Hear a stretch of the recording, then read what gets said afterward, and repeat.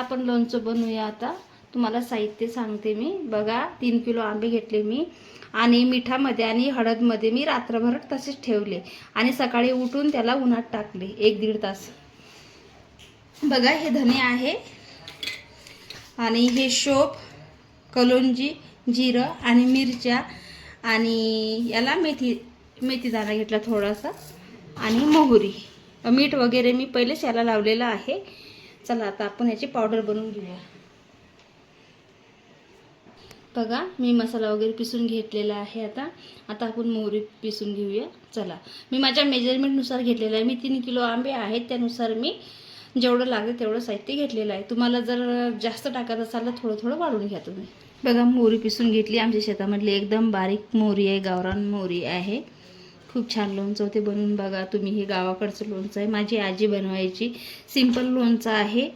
असं आपण दुकानचे वगैरे हिंगाचे खात होते. आमच्या घरी काही आवडत नाही आहे, मुलांना हेच आवडते. तर असं एकदा बनवून बघा तुम्ही पण. चला मी तुम्हाला दाखवते बाकीची प्रोसिजर. बघा मसाला बनवलेला तर तो टाकते मी याच्यात.